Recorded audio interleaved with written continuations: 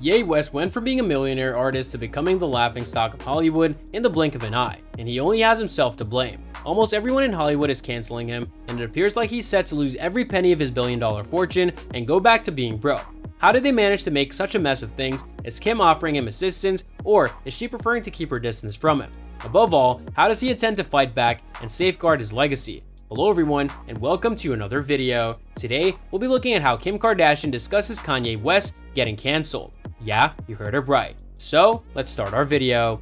It appears like Ye West's words are now coming back to haunt him as he faces the consequences of his deeds. For weeks, there's been discussion about whether he will ever suffer real-world consequences for some awful things that he's said and done recently. And it turns out that the answer is yes. Ye is not immune to cancellation. He's always been one of Hollywood's most popular rappers, and he established an even bigger name for himself when he launched his Yeezy brand with Adidas, as well as his collaborations with the fashion house Balenciaga. So if you achieve success not in just the music sector but also in the fashion world, which is not as easy as it sounds, but now Ye is being cancelled left and right, and no one wants to deal with him, at least for the time being. He began losing public support after his constant social media attacks on his ex-wife Kim Kardashian after the divorce. His vicious commentary about her and Pete Davidson crossed the line into bullying, and he was called out several times for this. But then, he took things a little too far at Paris Fashion Week with his controversial White Lives Matter t-shirt that got people talking.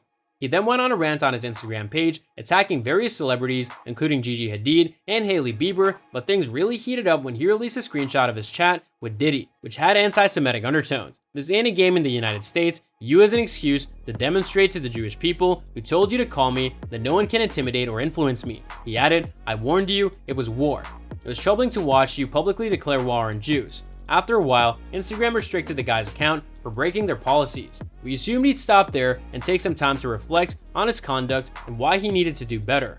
That, however, was not the case because before we knew it, he had reactivated his Twitter account, which had been idle for about 2 years. Things began to grow worse for him at this point because it was just the beginning of the end.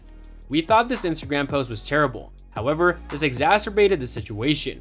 There was a backlash from the Jewish community, the black community, and just about everyone else who opposed hate speech. And there were cries for him to be cancelled and blacklisted by Hollywood so that he could finally face the repercussions of his conduct. But he didn't back down and instead boasted about being untouchable, tweeting, "Who do you think invented cancel culture?" Even though everything was terrible, he could have rectified everything if he had simply let go of his ego and apologized for his statements and behavior. Despite the fact that he had numerous opportunities to apologize, he did not. For example, he went on an interview with Piers Morgan, who practically begged him to apologize, but he refused and stormed out. He said in another interview that he was going to war but couldn't afford it since he only had roughly $120 million in his bank account.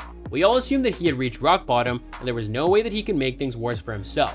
But he proved this wrong when he appeared on the Drink Champs podcast and said some things that enraged folks even more. First, he mocked the Black Lives Matter movement by alleging that George Floyd died of fentanyl and that the cop barely had his knee on his neck. He then boasted that he could say whatever anti-Semitic comments he wanted since he knew that Adidas would never let him go. This demonstrated Ye's lack of guilt for his acts because he faced no consequences and his money remained safe. But it turns out that he overplayed his hand and overvalued himself as he was dropped by nearly all of the brands with whom he works with or is linked to.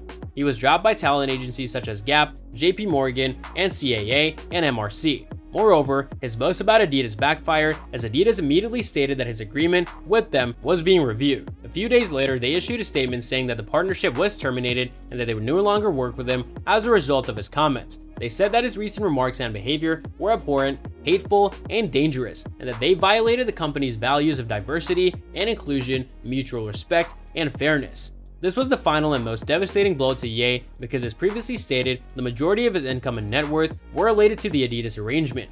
Since he lost most of his moneymakers, there was a discussion about what it would mean for you.